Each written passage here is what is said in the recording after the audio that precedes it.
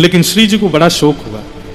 श्री जी बोली, गलत कियो हमने, हमें ऐसा नहीं करना चाहिए। श्याम सुंदर इतने दुखी है गए बेचारे, चलो उनको नेक मनाया हमें। ललिता विशाखा मान गई, बोले ठीक है चलो मनावे चलें। जैसे मनावे के काजे जान लगी, इतने में कहा देखो यमुना के तट पर बढ़िया कदम के नीचे वहां तो श्याम सुंदर पौड़े हुए हैं। ऐसे सुकुमार नंद नंदन पौड़े हुए देख करके श्यामाजू रीझ गए, इतने प्यारे लग रहे हैं, मध्यम मध्यम खर्राटे और ले रहे हैं, ऐसे मधुर श्रृंगार में ठाकुर जी। लेकिन इतने में ललिता विशाखा को एक लीला सूझी, अरे अरे देखो देखो नंद नंदन सो रहे हैं, गहरी नींद में सो रहे हैं, बढ़िया मौका है। बोले कहाँ मौका है?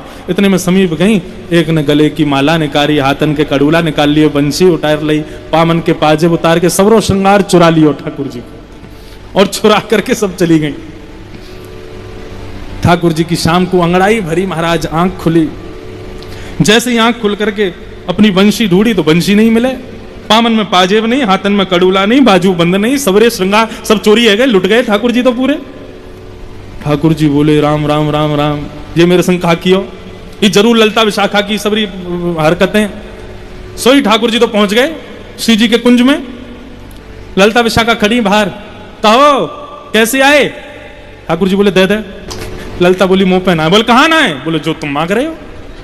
बोले तो फिर कैसे पता तो कि मैं कछु मांग रहा हूं, और तेने कैसे कह दी मुंह पे ना? सही सही सही बता, जल्दी दे दे अब मुंह को, देख अच्छा ना लगे।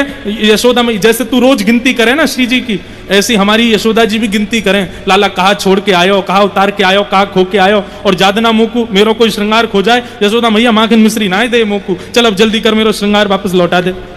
ललिता बोली तुमने तो छुपायो कि श्रृंगार तुम्हारे पास है, लेकिन हम बता रही हैं हमारे पास है, और यदि तुम नंद जी के लाला हो तो लेके दिखाओ। ठाकुर जी बोले अच्छा, एक तो चोरी ऊपर से सीना चोरी, याद रखियो तू कौन ते पंगा ले रही है ना, विचार कर लियो।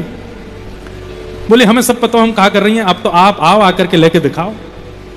इतने में श्याम सुंदर गए, और श्याम सुंदर जाकर के एक विहरणी गोपी का रूप धारण किया, एक गोपी का रूप धारण किया, विरह से आतुर। हाँ श्याम सुंदर, हे नाथ हे श्याम सुंदर, ऐसे कहते कहते कहते कहते कहते कहते कभी यहां गिरे, कभी वहां गिरे, कभी कहीं गिरे, कभी कोई के सिर पर, कोई के कंधा पे अपना सिर रख के रोमे, कभी कोई वृक्ष के नीचे खड़े होकर रोमे।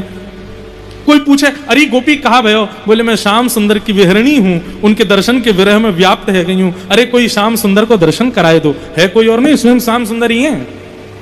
और रोते रोते जैसी ललिता विशाखा के सामने गए, ललिता विशाखा ने जैसी देखी, अरे राम राम राम, या को विरह देखो, कितना भयंकर विरह, यदि या को श्याम सुंदर के दर्शन नहीं भये तो या के तो प्राण ही निकल जाएंगे।